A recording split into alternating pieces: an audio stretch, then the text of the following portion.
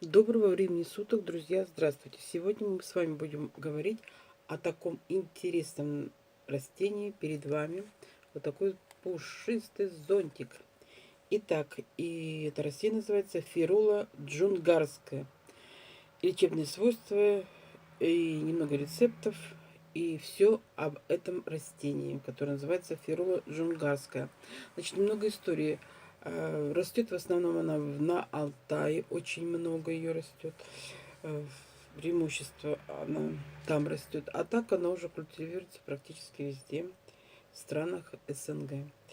Итак, я хочу сказать название, что фирула это название ботаническое, но джунгарское бывает два вида названия. Еще бывает фирула такая вонючая, и еще его называют омик.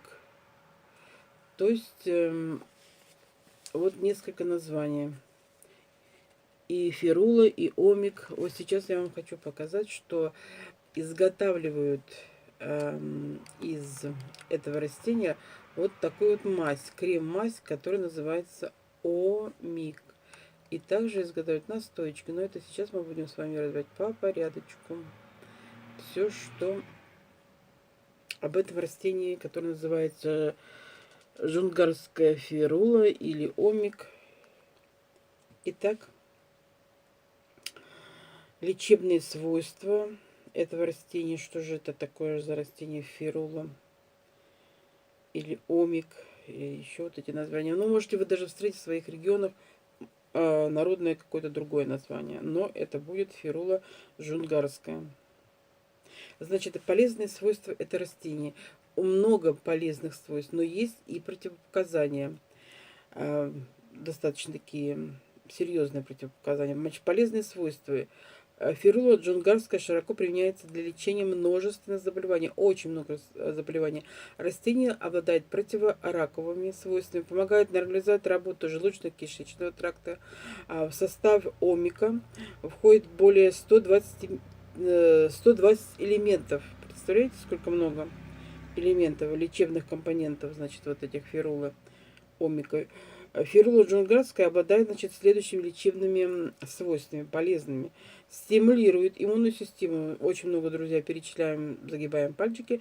Стимуляция иммунной системы, профилактика образования камней, даже антиоксидантное свойство, снижение уровня сахара в крови, а рассасывание даже гематом на коже, антигистаминный эффект, противоопухолевое действие, как я уже сказала выше, мочегонное свойство обладает снижение уровня даже холестерина в крови, устранение последствий инсульта, ну это естественно, общий тонизирующий эффект, спазматический эффект, противосудорожные свойства, противостановление злокачественных образований, это я уже говорила, очищение организма от шлаков, лечение профилактики простудных заболеваний, укрепление сердечной мышцы, противовоспалительный эффект, улучшение качества жизни при использовании корня омика для профилактики нарушений работоспособности внутренних органов. То есть здесь применяется и корень, то есть сбор этого растения нужно собирать, и когда вот это вот, он, вот этот пышечка расцветет,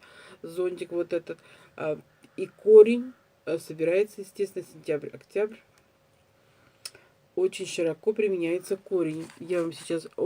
значит, вот это, что я вам показывала, мазь, и это все можно в сети, аптечной сети интернет приобрести. И тоже корень продается. Вот так он, и вот в таком вот виде омик. Так он называется, омик корень. Вот так будете спрашивать в аптечной сети. Ну и так можно и заказать. Также широко применяется фирула и в гинекологии, и урологии. Очень широко у женщин омик помогает вылечить мастопатию, миому, эндометрию, нарушение цикла. А у мужчин, естественно, аденом. Ну, и детям, которым склонны к образованию. Но я хочу сейчас сразу сказать, но в конце я еще раз скажу, что детям до 13 лет нельзя, поэтому какие показания. Значит, растения способны реализовать работоспособность практически во всех внутренних органах. И благодаря этому регулярному приему можно ускорить процесс лечения и осуществить, значит, профилактику других рецидивов, имеющих болезни. То есть вот какой-то курс можно проходить. Но опять же, все нужно консультироваться с лечащим доктором. Вот свои заболевания, которые у вас есть, я перечисляю выше, что помогает. И вы обратитесь, и если вы применяете, может быть, на основе, да, он же, видите, применяется в обычной медицине, изготавливаются всевозможные БАДы, скорее всего, присутствует там. И поэтому совмещение нельзя. Это будет передозировка, это тоже не есть хорошо. Значит, показания применения омика считаются следующие заболевания. Варикозное расширение вен, вот сейчас я перечисляю, радикулит, сколиоз, ишемия конечностей, желчная каменная болезнь, болезнь суставов, внутренние воспалительные процессы, неврозы, сахарный диабет. Фирула, значит, что снижает, очень хорошо снижает сахарный диабет в крови. Также помогает при холестерине. Заболевания глаз, бронхиты, пневмонии. Используется в качестве дополнительного средства при лечении. То есть, видите, вот это вот растение, оно применяется в качестве дополнительного средства.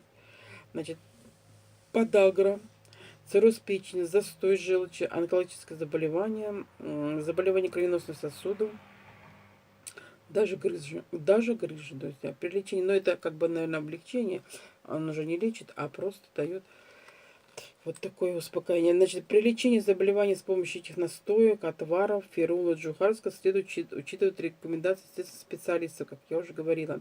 Несмотря на высокое содержание полезных компонентов этого растения и корня, есть и некоторые, значит, процессы, которые может навредить. Вред, то есть есть вред. Значит, какие, значит, вред какой может быть? Значит, противопоказания для приема средств на основе омика является следующее состояние. У кого высокое давление часто бывает, то не стоит даже употреблять. При гипертонии на основе омика используется тоже с осторожностью. То есть вы должны с осторожностью использовать. Значит, ну и детский возраст, я вам сказала, до 13 лет. И беременным, и аллергическая реакция, индивидуальная непереносимость. Вот, значит, вот такое у него противопоказание. Высокое давление. Ну и передозировка, естественно, фирула может оказать тоже негативное воздействие на работу мочеполовой системы. То есть, если вы начинаете пить, вы должны одну ложку, например, в течение дня выпить, посмотреть, какая реакция, или две, а потом уже приступать. То есть, не, если вы налили там кружку и вы решили ее выпить. Нет, вначале вы должны проверить, как у вас поведет вот эта вот мочеполовая система. При лечении заболевания этой категории растений категорически рекомендуют применять с осторожностью. Видите, с осторожностью. А омик обладает, значит, мочегонными действиями. Поэтому вот, при появлении негативной реакции на организм фирулу стоит прекратить. Вот, значит, лекарственную формулу выпускают, как я уже говорила, показывала, настойки, крема выпускают, вот сушеный корень выпускают, значит, в виде БАДов добавляют, в основном вот корень добавляют, значит, в виде БАДов при тех или иных заболеваниях. И все это, инструкция дается. Втирать настоечки тоже дается там в течение 20 дней. В основном настоечки, они пользуются очень в течение, значит, месяца втирания 20 дней. Значит, результат можно увидеть. Сейчас я вам дам настоечку. Значит, одну дам настоечку из корня аммиака. Измельченный корень растения заливается на 300 грамм корня берется, 500 миллилитров водки настаивается 2 недели, естественно. И, ну, здесь применять внутрь надо настойку в первый день по одной капле за час, до еды дважды в день, а затем дозировка ежедневно увеличивается, а по одной капле, как я уже говорила, дозировка должна быть соответствующей, и потом увеличится до 20 капель. Значит, отвар, и тоже из корня растения, 30 грамм, 600 миллилитров кипятка, закипятить в течение 20 минут, в течение 10 дней применять средств, в течение 10 дней средства применять, как я уже говорила, по 1 столовой ложке перед сном. Видите, какая дозировка здесь? Очень-очень, что называется, минимальная. Ну, можно смешивать, он, естественно, будет горький, если мед добавляется в тех случаях, когда температура должна быть меньше 30, значит, меньше 40 градусов. Ну и всевозможные компрессы можно изготавливать на основе этого растения. Так что, друзья, я вас ознакомила с таким растением, как ферула джунгарская или омик. Все остальные действия и рецепты, которые вас заинтересуют по вашему заболеванию, зайдите в сеть интернет и посмотрите. Там много всевозможных есть рецептов, которые очень-очень даже полезны и очень для вашего организма будет большая польза.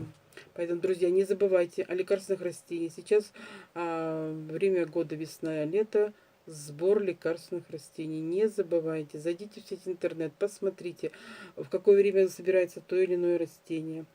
И собирайте лекарственные растения в тех местах, где благоприятная экологическая обстановка. То есть вдали от дорог и так далее. Чтобы не было спалений, чтобы с полей ничего не летело, всевозможные, которые препараты те, которыми подкармливают или протравливают растения, чтобы оно тоже не летело. Так что смотрите и будьте осторожны и берегите себя. Будьте здоровы. До новых встреч. Не забывайте о лекарственных растениях. Берегите себя. Здоровья, здоровья и еще раз вам здоровья. Пока-пока. До новых встреч.